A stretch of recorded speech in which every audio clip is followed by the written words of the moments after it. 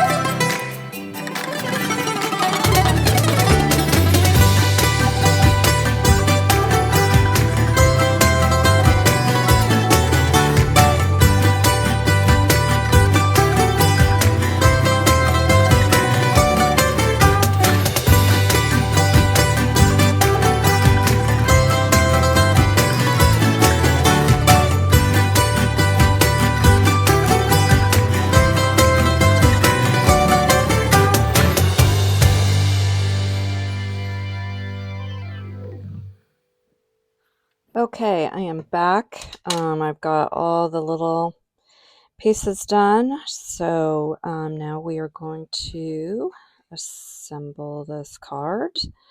I'm going to work on this green background layer and get the gingerbread house glued down here. Sometimes I like to assemble a big piece like this first and then glue it all to the background layer, but we're going to do it this way today. So I want to get these little striped pieces down first. So I'm just going to make sure I've got those in the right position. They should line up kind of at the top there and on the sides. That looks good. I'm just going to get little dots of glue down and get that in place. That looks good. And that's, the sides will get covered up by the snow, but I still want to try to get those down correct position. Do the same with the little chimney piece here. And get that down. And now I'm going to make sure I've got this going the right way. And I do. Get this little piece on this. And then the little door is just going to go right there, centered on this little front piece of the house. Get that down, centered as best as you can. Okay. And then that's going to go there. I'm going to go ahead and just get this glued down. This you could pop up with some adhesive, foam adhesive, and that would look nice. I decided just to get that flat glued down. Now I'm going to get this top piece on there.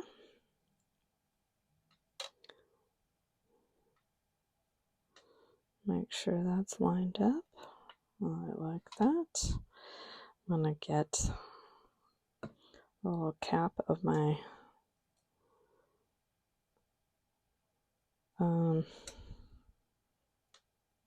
that on there.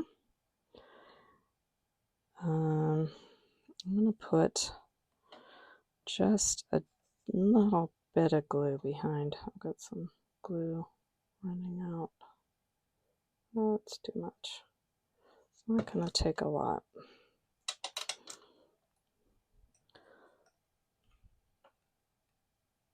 Just hold that down like that for the time being. All right. Now I don't tell you exactly where these windows go, but remember, this is crafting. It's not that serious. I do, however, give you bump outs for the little gumdrop trees.